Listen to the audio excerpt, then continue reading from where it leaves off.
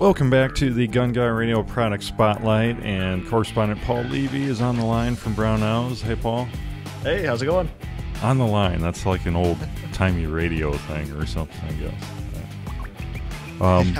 guess. So we're talking.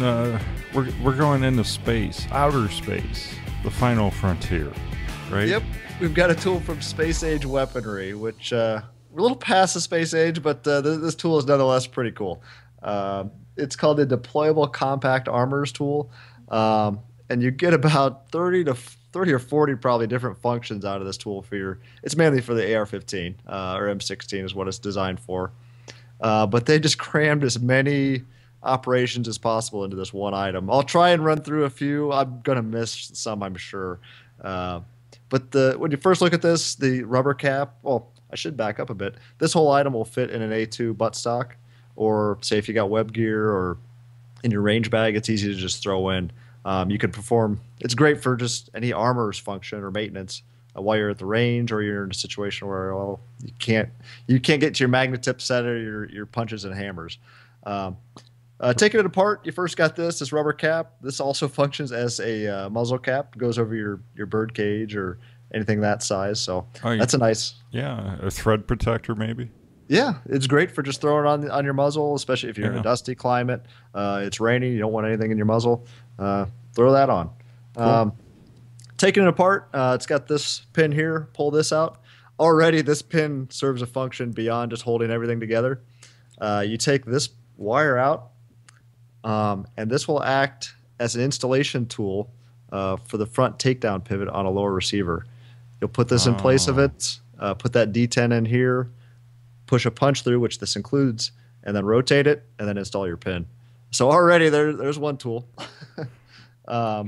Taking it apart, you can see the main core, which holds quite a few of the functions of the DCAT. On one end, you've got a carbon scraper. This, of course, scrapes the inside of the carrier. Also, this end pulls out. This is where the punches can be inserted, which I'll show you here in a sec. Moving down, again, like I said, there's a lot of items on this. Here we have a screwdriver. This functions or fits perfectly on the carry handle screws on an A3, A4 carry handle. Also works with ACOG screws, so those big screws on the side. That'll tighten those right up. It also has a wrench for the gas tube. This here will clamp down tight on it. So say you're pulling out that tight gas tube that's been well used, carbon's built up, just clamp this down on it, and that allows you to get it loosened up and then pull it out. What is that? 4 things already? I already lost count. Yeah. Also on here, if you have an A1 rear sight, this portion here adjusts the A1 rear sight. This depresses the detent, and then you just rotate. So pretty easy. You'll notice down here, it's got one bit already in it, and then there you got your screwdriver. This bit here is specifically for the gas key screws, so you can tighten those up if you need. Also on the main body, you have various other bits. You'll see this end that for the main housing. This turret rotates, and you got different bits inside there. Oh, very cool. Each serving a different function. Let's see what this one is here. And it's like a Pez dispenser. Yep. For bits.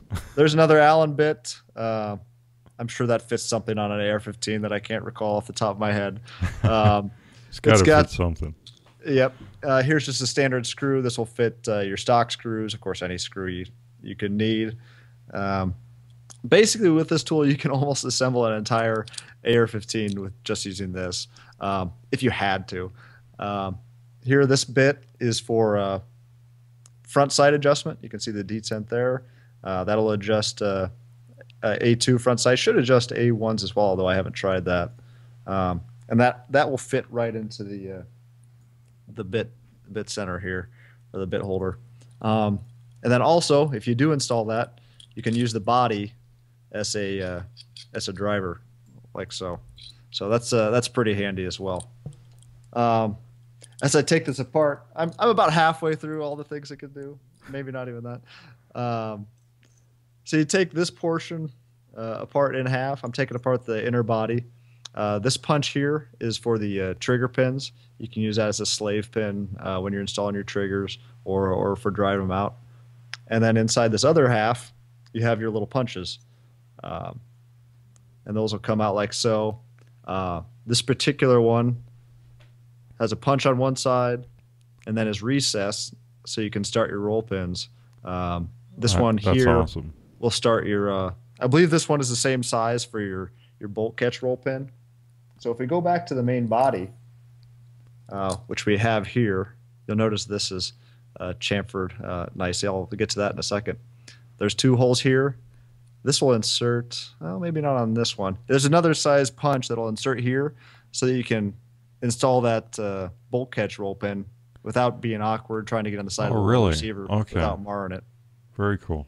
And then this recess is actually for the rear of an A2 stock. You can install an A2 stock with this here. That's why that cutout is done like that. And then these 2 holes again hold punches. I'm pretty sure that's everything on the body. Again, when you assemble everything, I'll get back to that once I'm through discovering things. Also on this internal piece, you have a magazine feed lip tool. This can adjust magazine feed lips on USGI style mags. That fits on those perfectly. So you can, if they get bent out of shape, and you drop the magazine on the feed lip, you can torque it back into shape. A neat little feature too, they included a magnet so your punches stay in. I'll show you that here. There are punches installs like so. Oh, that's awesome. Put this back together. This portion here also functions with standard GI cleaning rods. So you could attach a cleaning rod, say with your chamber brush, and use this to rotate your chamber brush, or you could use it to pull it all the way through, or do whatever else for your firearm. So I'm going to flip this bit around. Bear with me. We'll assemble it again. We'll see how many parts I lost. I need a separate diagram just to tell me what all these parts are. The instructions here are pretty impressive. We do have a dedicated video on our website, but Space Age Weaponry does have a PDF for the instructions. This is all that you could do with the tool. It's 40 pages long.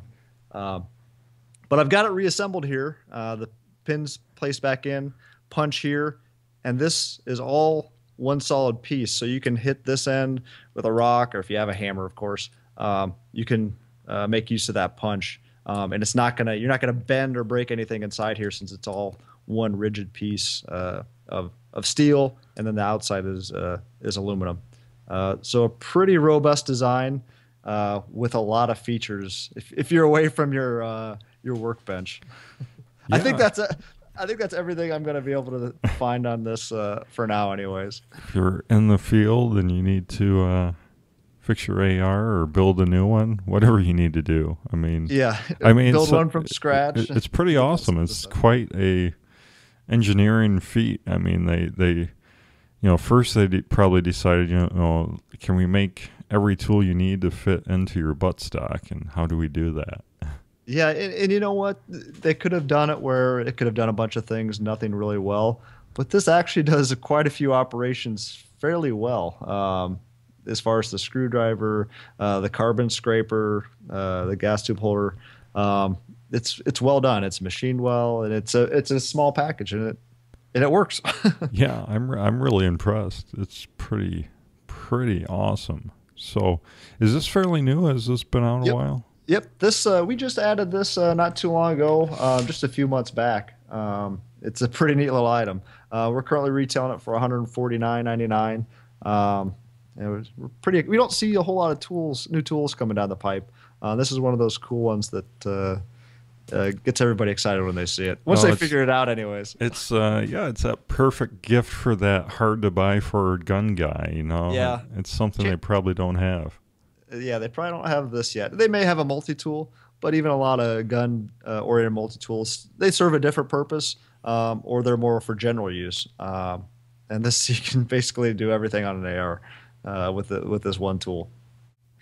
Well, and just a reminder, we're giving away some of the products we're talking about on the Gun Guy Radio Product Spotlight. So we're giving away a Storm Lake barrel of your choice and a Streamlight Game Spotter rail-mounted tracking light, and that's going to be next week. So stay tuned for more info on that, and go to gunguyradio.com/winner to enter. So, well, thank you, Paul, for sharing a space age weaponry. Is that the actual company name? That's so cool. Space age weaponry. Yeah, that's awesome.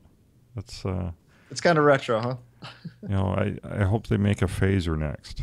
So it somewhat looks like a phaser. I mean, it does. It looks like I think it looks like Captain Kirk's. There you go. It looks like some of the tools they use in in some of those space shows when they're fixing the hyperdrive or whatever. Yep, Scotty would be impressed with this one. Yes. Awesome. Well, thanks, Paul. We'll talk to you next week. Talk to you then.